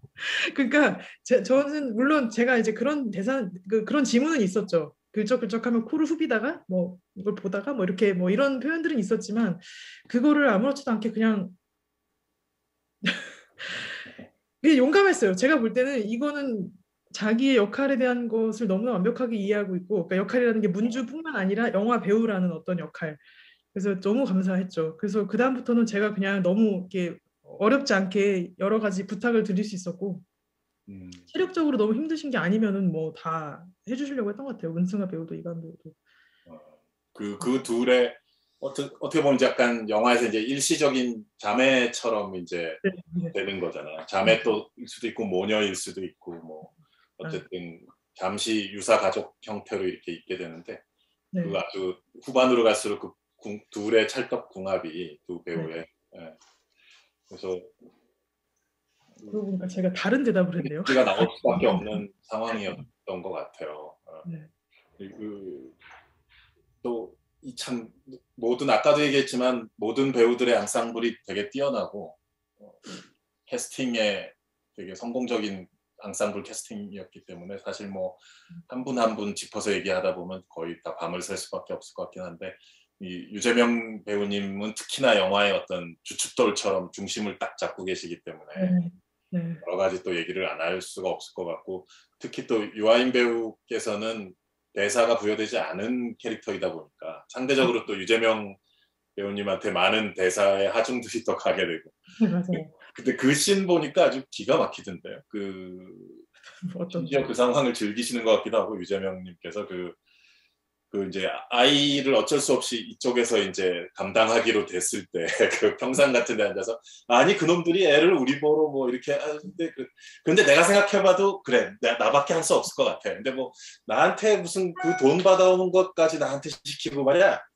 근데 뭐 지금 뭐 관계가 이러니까 그래. 그것도 내가 할 수 없어서 본인이 북치고 장구치고 네. 본인이 삐졌다가 본인이 신경질 났다가 본인이 스스로 해명하고 막 이렇게 그걸 하는데 그거를 웬간한 배우분들이 해서는 되게 어색할 수도 있고 그 대사의 분량이나 흐름들이 이상하게 엉켜버릴 수도 있을 텐데 그거를 혼자서 이렇게 뭐 자기가 말하고 자기가 대답하듯이만 하는데 그게 너무 재밌게 잘 하시면서 정말 야, 저 대단한 분이시다라는 생각이 들었거든요. 그 씬 찍었을 때가 좀 궁금합니다. 그 시나리오에도 이미 그 거의 뭐 한 페이지 가량의 그런 분량의 대사가 있었을 거 아니에요. 네, 그 점에서 놀라웠던 거는 정말 거기는 대사를 제가 많이 썼고 그 많이 쓴 대사를 그대로 정말 토시 하나 안 틀리고 다 해주셨거든요. 그래서 너무 놀랐는데 심지어 그게 첫 번째 테이크거든요. 아, 그래서 제가 물론 이제 그 전에 이야기는 나눴어요. 뭐 이런 느낌이었으면 좋겠고 뭐 그러니까 혼자 말하자면 이제 대답을 할 사람이 없기 때문에 몇 시라고 한 다음에 12시에 뭐 이런 식으로 자기가 얘기를 해야 되는 입장에 늘 있었던 사람인데 그래서 이제 뭐 속도도 좀 빨라야 할 것 같고 뭐 제가 혼자 생각했던 여러 가지가 있어서 이제 혹시 모르니까 다들 대단한 분들이니까 이제 그때 카메라가 두 대가 있었거든요. 하나는 와이드를 잡고 하나는 약간 미디움샷 정도, 그러니까 투샷을 잡는 그런 구조로 해놓고 저는 그 부분을 끊어서 가야 될 거라고 생각을 하고 있었어요. 어느 부분에서는 편집적으로 어떻게 끊어야 가야 되는 부분이 있었지만 앞에 부분도 저는 끊어야 될 거라고 막연하게 너무 길고 어떤 호흡을 그러니까 주고받는 호흡을 편집으로 줘야 될 거라고 생각을 하고 있었거든요. 그래서 혼자 머릿속으로는 계획한 게 있었는데 그 와이드샷을 찍고 나서 너무 놀라서 현장에서 봤을 때 더 정말 놀라웠거든요. 그래서 이게 뭐지? 지금 내가 방금 뭘 본 거지?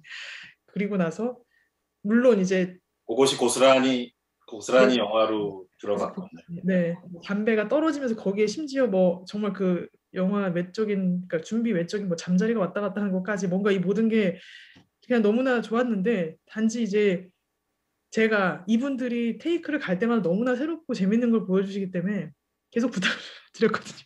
혹시 한 번만 더 해봐 주실 수 있어요? 라는 그런 부탁을 드렸지만 결국에는 첫 번째 그래서 반성을 또 했습니다. 역시 이분들은 내가 뭘 이렇게 추가하고 어떻게 하려고 한다고 뭐 이렇게 그런 의도보다 정말 그 처음에 가져오셨던 그대로 한 번에 이렇게 뿜어내듯이 해주신 거가 놀랍기도 하고 이렇게 현장에서 봤을 때 진짜 그 정말 테이크를 결국은 우리가 본 거죠. 관객들 네. 입장에서 놀라운 장면이었던 것 같아요. 사실 그 화면 안에 유아인 배우님도 같이 계시지만은 리액션을 하시지만은 사실상 대부분 혼자서 북치고 장구치고 이제 전체 템포를 본인이 장악을 해주셔야만 되는 거잖아요. 네. 배우가 만들어낸 그런 놀라운 템포나 리듬은 사실 그렇게 찍혀진 샷과 테이크나 또는 재료를 받았을 때 감독이 할 수 있는 최상의 일은 그걸 그냥 그대로 보존해서 관객들한테 운반해주는 일인 것 같아요. 네. 저도 처음이니까 그런 의심들이 많이 있었던 것 같아요. 저는 그리고 변희봉 선생님이랑 작업을 했던 그 단편 전에는 모두 이제 저와 같이 영화를 하고 싶어하고 혹은 이제 뭐 연극을 하고 싶어 하시는 어떤 배우님들, 저와 같은 어떤 성장 단계에 있는 지금도 당연히 성장을 해야 되지만 어떤 그 영화 사업에 아직 뛰어들기 직전에 있는 많은 분들과 같이 협업을 하면서 작업을 했던 터라 굉장히 많이 상의하고 막 리허설도 많이 하고 어떤 뭐 원하는 방향이 아니면 굉장히 많이 수정되고 이런 거를 주로 겪었거든요. 그래서 이번에 영화를 하면서 느낀 게 진짜 배우분들 진짜 대단하구나. 정말 대단하구나. 라는 거를 알고는 있었어도 현장에서 직접 겪는 것은 진짜 새로운 경험이더라고요. 지금 얘기 나누면서 이제 한 번도 언급을 안 했는데 사실 그 영화 초반에 나오는 그 조폭세계의 그 실장님. 네. 그 배우분 이름이 임강성 배우님. 네, 그 김 배우님이 그분도 되게 기묘했어요. 되게 기묘한 우리가 흔히 봐왔던 조폭 또는 조폭 중간 보스, 간부급 조폭의 느낌과는 되게 많이 다른. 네. 그 젊고 이렇게 어린 느낌이어서뿐만 아니라 그 눈빛과 이렇게 뭐라 해야 되지? 피로감? 되게 피로한 상태. 그간의 여러 가지 일들과 업무들이 이렇게 피로감에 절어 있는 조폭이고, 그래서 약간 조금만 건드리면 신경질을 낼 것 같은. 그렇지만 또 막상 유아인 씨를 대할 때를 보면은 물론 약간 모욕적으로 대하긴 하지만 또 이상한 기묘한 친절함도 약간 섞여 있고, 네. 되게 그런 오묘한 뉘앙스가 영화의 특히 도입부에 이 영화가 가지고 있는, 이 영화 되게 섬세한 뉘앙스를 가지고 있고, 흔히 우리가 봐왔던 조폭이라고 해서 또는 범죄자라고 해서 이 영화는 절대 이렇게 클리셰에 의존하지는 않을 거다라는 거를 영화 초반에 어떤 선언해주는 데 있어서 그분이 또 큰 역할을 한 것 같거든요. 네. 네. 그분 또 어떻게 그 배우님 만나게 되셨고, 사실은 거의 네, 뭐 일단 당연히 그분이 워낙 뮤지컬계에서 유명하신 분이고 원래는 뮤지컬 굉장히 유명하신 분이거든요. 근데 제가 뮤지컬 쪽을 갑자기 저도 사실 잘 몰라서 네. 그 저희 캐스팅 디렉터 도와주신 분이 이제 이름을 이제 얘기를 해주시고 제가 이제 열심히 찾아봤죠. 왜냐면 제가 아시다시피 제가 한국 영화계에 많이 있질 않아서 영화를 보기는 많이 봤는데 실제로 뭐 아주 디테일한 부분까지 어떤 배우님들이 어디 숨어 계신지를 잘 아직 모르는 상황이라 도움을 좀 받았습니다. 그런데 그 캐스팅 디렉터님이 이 역할을 읽어보니 이런 분이 떠올랐다며 그 임강성 배우님을 추천을 해주셨는데 그 다음에 이제 그분이 하신 작업과 뮤지컬 이런 걸 다 봤어요. 근데 제가 제일 처음에 느꼈던 것은 원래 시나리오 단계에서 이 유아인 배우님이 연기하신 태인이 동경할 수 있는 외모기도 했으면 좋겠다고 생각했거든요. 자기와 굉장히 다른 외모를 가진. 그러니까 어떻게 보면 좀 미소년 같기도 하고 좀 샤프한, 그러니까 투박한 어떤 아저씨들의 세계에서 굉장히 정돈되고 깔끔하고 좀 세련된 느낌이 있었으면 좋겠다는. 그런 식의 검은 양복을 입어보고 싶어하는 거잖아요. 유아인 씨 캐릭터가. 그리고 그 어떤 그런 매력을 느끼는 내가 정말 저 사람처럼 되고 싶다는 매력을 느낄 만한 외모이기도 해야 된다고 생각을 했는데 임강석 배우님이 어딘가 스산하면서도 굉장히 그런 아름다움이 있으신 배우인 거 당연히 뭐 연기야 뭐 레퍼런스를 다 찾아보면서 당연히 좋았고 그래서 되게 묘해요. 그 처음 그 화면에 클로즈업 됐을 때도 봤을 때 조폭이지만 뭔가 음담 냄새나 술 냄새가 나는 사람이 아니라 좋은 스킨 로션이나 비누 냄새가 나는 것 같은 조폭이지만 그런 느낌이 되게 기묘했었고, 그 눈매나 눈빛들 또 대사의 목소리 톤도 이렇게 흔히 하는 조폭 캐릭터들의 그런 험상궂은 말투나 목소리 보이스 톤이 아니잖아요. 그런 것도 되게 섬세하게 목소리 굉장히 좋으셔서 제가 우아한 사람이었으면 좋겠다고 생각을 했었어요. 그리고 제가 그 배우님한테 말씀드렸던 게 이제 유학파였으면 좋겠다. 그러니까 뭔가 러시아나 이런데 갔다가 어떤 큰 물에서 놀았다가 한국으로 뭐 쫓겨오든 무슨 이유든 와서 이제 어떻게 보면 한국에 있는 이 조폭판을 약간은 무시하는 느낌이면서 유학파 조폭에 자기만의 어떤 그 생각이 있어서 딴짓하다가 사실 이게 얘기가 뭐 납치하고 뭐 이런 거는 혼자서 하려고 하다가 이게 얘기가 잘못된 배경이었거든요. 이제 영화는 자세하게 나오진 않지만 그래서 그런 거를 설명을 해드렸을 때, 그러니까 그런 얘기를 해주셨어요. 그러니까 어떤 말투, 어떤 톤으로 가고 그렇지만 굉장히 우아하면서 약간의 사투리가 섞이면 어떨까요?라고 그 임강성 배우님이 제안을 해주셔가지고 우아한 와중에 약간의 사투리도 있고. 그래서 피곤함에 쩔어 있고 이제 모든 게 자기가 놀 수 있는 판이 아니고 뭔가 조금 더 자기는 좀 큰 판에서 놀아야 한다, 약간 그런 믿음이 있는 그런 사람이었으면 좋겠다. 마지못해 지금 그 포지션에서 그 일을 하고 있다는 느낌, 거기서 오는 불만과 피로감 같은 것들. 그 시나리오상 그 캐릭터에 이제 그 배우를 추천하신 또 캐스팅 디렉터님의 공이 또 그 센스가 되게 빛을 뿜어낸 그런 순간이었던 것 같아요. 네네. 근데 그 뮤지컬 쪽의 대스타신데 제가 그걸 모르고 저도 사실은 많을 텐데 갑자기 되게 죄송한 저도 너무 죄송해요. 왜냐면 저는 그분이 마음이 드네요. 네, 저도 반성하고 있습니다. 근데 뮤지컬의 그 마음을 많이 뮤지컬 많이 못 봐서 이제 열심히 보려고 합니다. 거기에 이제 굉장한 분들이 많이 계시더라고요. 그러니까요. 그 조정석 배우님 같은 분도 원래 또 뮤지컬 활약을 하셨던 분이죠. 그 도저히 또 얘기를 하지 않고는 못 뵈길 또 배우분들이 그 우리 그 유치원에서 뵙게 되는 그 부분 그제 성함이 죄송하네. 여기 내가 다 조사를 미리 했는데 조하석 승형배 배우. 네, 승형배. 승형배 배우님이 그 약간 군인 내지는 간호사 말투를 시전하시는 그 분이시죠. 뭐뭐이지 말입니다라고 하시는. 예. 이 두 분의 조합도 되게 기묘했었는데. 네. 제가 제일 처음에 시나리오를 썼을 때 좀 이렇게 커플로 캐릭터들을 다 만들고 싶었거든요. 그러니까 네, 나이가 조금 있으신 그 제너레이션과 새로운 제너레이션이 만나 있는 그 쌍으로 다 사실 구조를 만들고 싶었어요. 그래서 사실 문주랑 초희도 저한테는 초희가 악당이었거든요. 문주에게 안 좋은 것을 가르치는.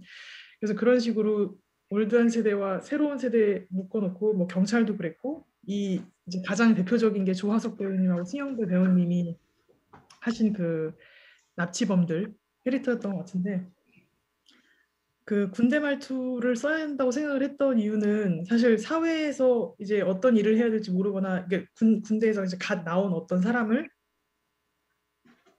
마치 갓 태어난 어떤 사람이라고 생각을 하고 이제 저는 캐릭터를 만들었거든요. 물론 이제 현실적으로는 당연히 그런 건 아니지만 이 사람이 이제 앞으로 사회에서 어떤 방향으로 자기 삶을 펼칠까에 대해서 아직 시작 단계에 있는 어떤 사람인데 그것을 이 조하석 배우가 맡으신 이제 선배죠.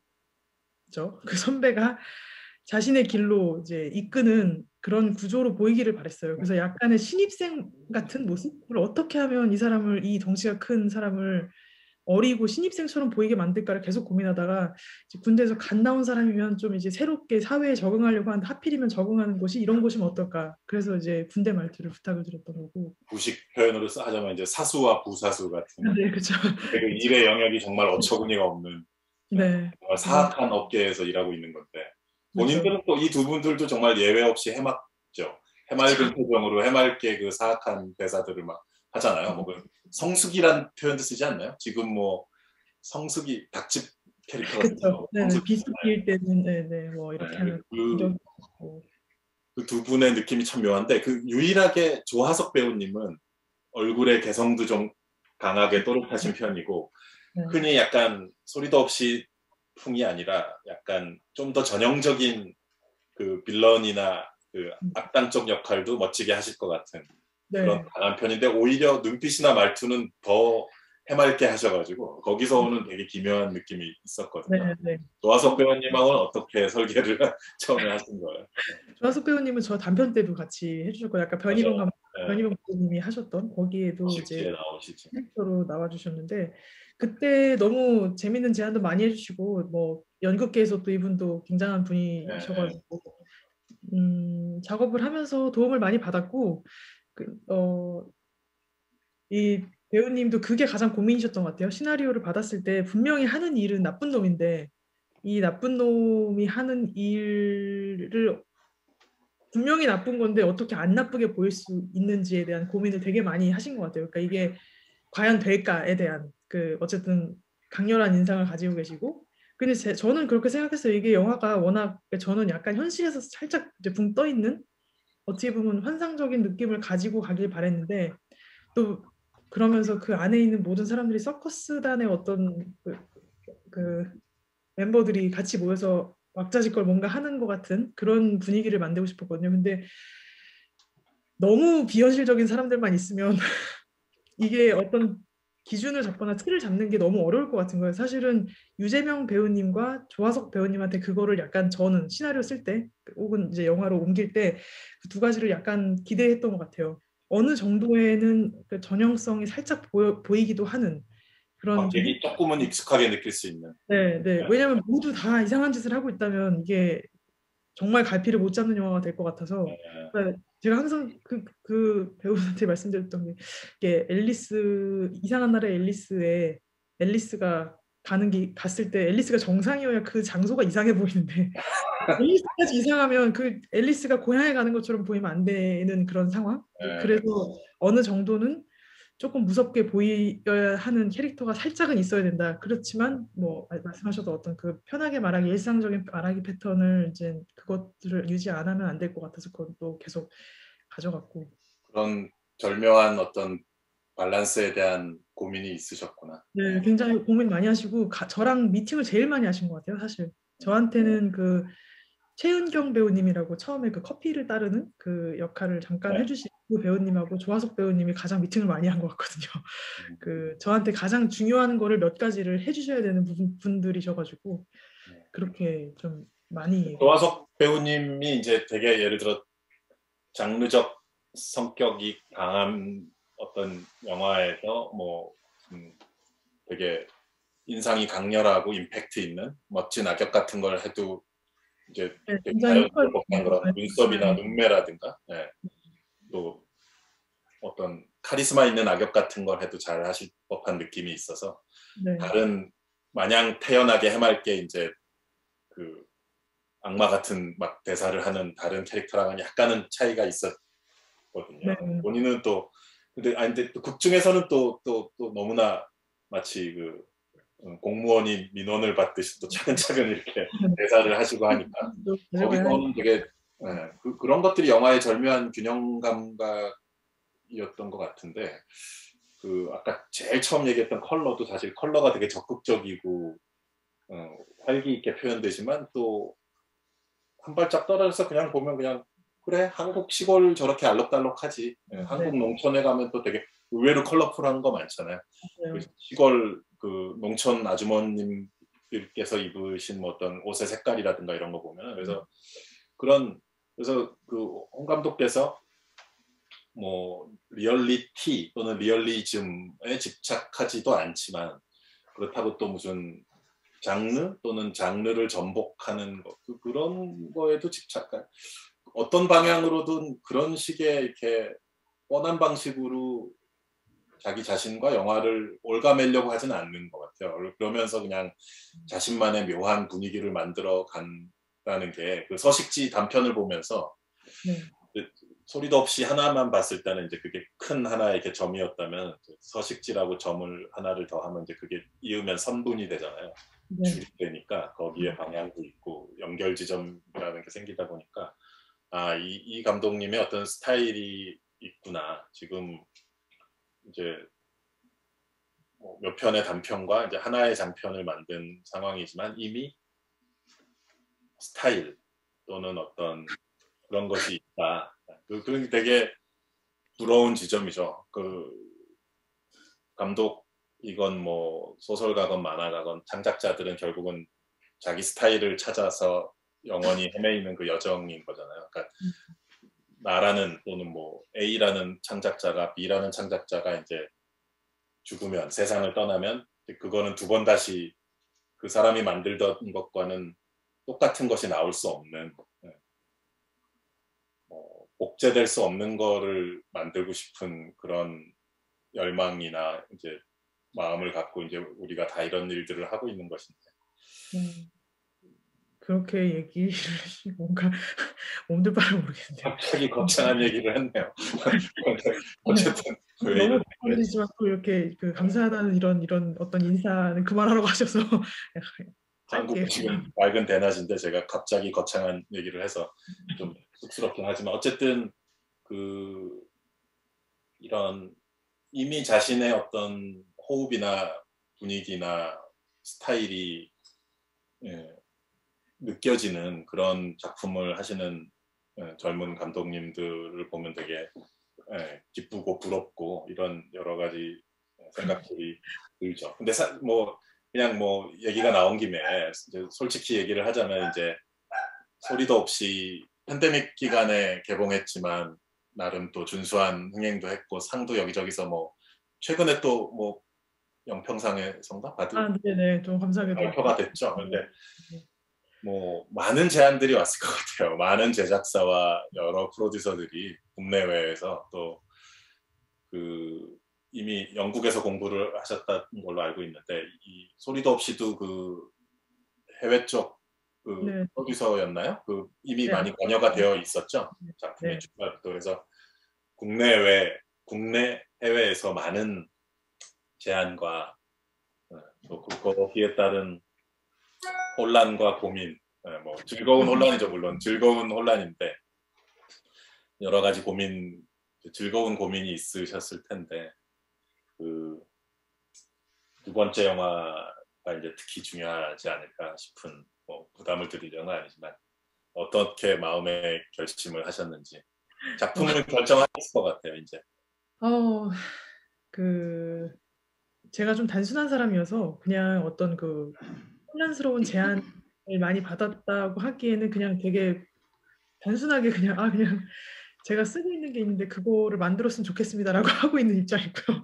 그래서 그 루이스 픽처스 그 김태환 대표님이랑 이 지금 소리도 없이를 만드는 건데 그분한테 그분도 좋은 제안을 해주셨어요. 그리고 제가 이제 이런 이야기를 쓰려고 하는데 어떠신가요? 제가 이제 어느 정도 나온 트리트먼트도 드렸거든요. 그래서 다시 한번 해보자고 얘기를 해주셔서 너무 감사하게 결심을 하셨군요. 네. 근데 뭐 당연히 많은 분들이 아시다시피 영화가 제가 하고 싶은 이야기가 뭐 완성이 된다고 해서 시나리오가 완성이 된다고 해서 그걸 꼭 만들어질 수 있다는 보장은 없으니까요. 열심히 피터지긴의 글을 계속 써서 만들었으면 좋겠어요. 그냥 두 번째 영화를 만들 수만 있다면 너무 좋겠어요. 그렇죠. 뭐 모든 영화 감독들의 동일한 인생 목표는 사실 딱 하나잖아요. 심플하게 영화를 계속 찍고 싶다는 거. 근데 한 편의 영화가 메이드 된다는 게 워낙 언제나 여러 가지 복잡하고 어려운 것들이 많다 보니까. 근데 뭐 홍 감독님은 워낙 지금 뭐 가장 주목받는 감독님 중에 하나라서 모든 것들은 순조롭게 메이드 되리라는 생각이 들고, 어쨌든 그 소리도 없이를 찍기 전부터 이미 구상했던 거를 그냥 네. 거구나. 네. 뭐 비슷한 주제들도 있고 전혀 다른 장르지만 뭐 주제는 어느 정도는 늘 비슷한 것 같아요. 그냥 그 앉은 자리에서 자기가 보고 싶은 것만 보는 인간들에 대한 어떤 그런. 그리고 주인공들이 뭐 서식지고 단편도 그렇지만 주인공들이 대부분 이렇게 온화하고 팬시한 세계, 정상적인 팬시한 세계에 있는 사람들은 아닌 것 같아요.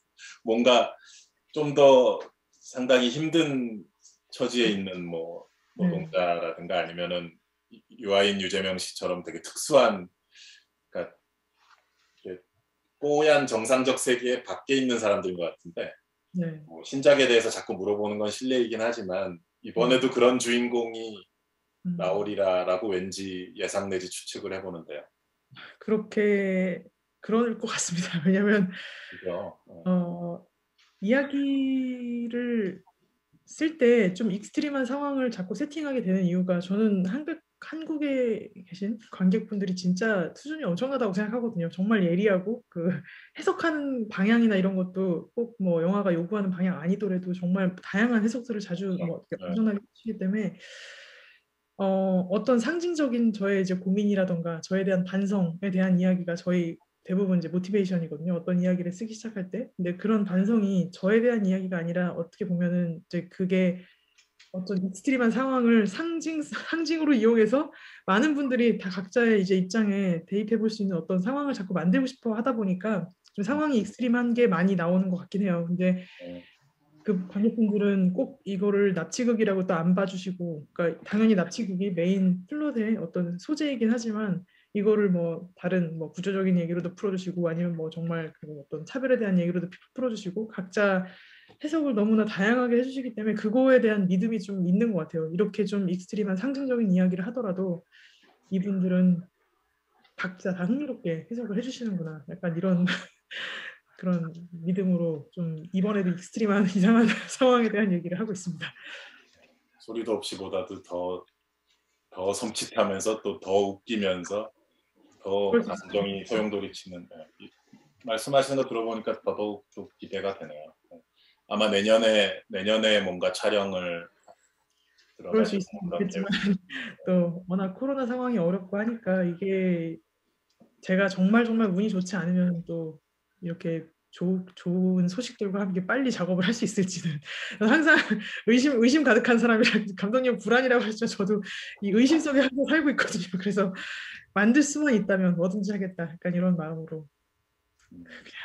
팬데믹 기간에도 우리가 힘들긴 하지만 또 꾸준히 꾸역꾸역 뭐 영화나 뭐 TV 시리즈나 많은 창작자들이 작업을 해왔잖아요. 그래서 내년에는 뭐 아무래도 더 낙관적으로 생각하고 싶고, 저도 내년에 이제 영화를 촬영하고 싶어서 여러 가지 준비를 하고 있는 상황이니까 저나 홍 감독님이나 다 이렇게 2022년도에 작품을 탈 없이 잘 찍을 수 있으면. 감독님이 어떤 작업을 하실지 너무너무 궁금하지만 제가 여쭤본다고 지금 뭐 여기서 마치 그 마블 시리즈 인터뷰할 때마다 사람들이 막 이야기를 더 알고 싶어 하지만 절대 얘기를 안 해주잖아요. 뭔가 감독님한테도 제가 질문 드리고 싶은 게 많지만 뭔가 절대 얘기하실 수 없는 상황일 것 같아서.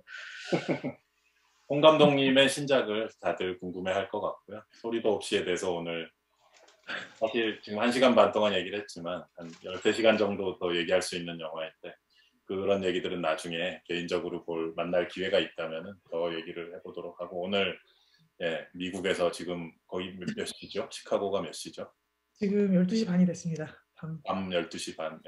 자정 넘어 늦은 시간까지 이렇게 얘기를 해주셔서 되게 감사드리고, 이 중계방송이라고 하니까 이상한데 이거 보고 계신, 인터넷으로 보고 계신 모든 분들도 다 이제 고맙게 생각하시지 않을까 이런 생각이 듭니다. 감독님께서 시간 내주시고 또 이렇게 흥미롭게 얘기를 풀어주셔가지고 저 정말 긴장을 많이 했었거든요. 근데 너무 감사드리고 이런 기회를 저야 뭐 저의 개인적인 영화적 사심, 이것저것 알고 싶은 영화적 욕심 때문에 이렇게 한 것이고, 저는 뭐 저 자신의 만족을 위해서 열심히 질문을 한 것뿐이니까요. 홍 감독께서 수고 많이 하셨어요. 감사합니다. 감사합니다. 그러면은 이번에 미국에서 모든 일 잘 진행되시기 바라고 다음에 볼 수 있었으면 좋겠습니다.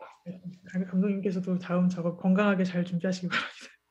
이런 뭔가 틀에 맞춰진 이런 네, 근데 진심이 하려니까 되게 민망한데 어쨌든 어떻게 하면 될까요? 이제 인사를 드리고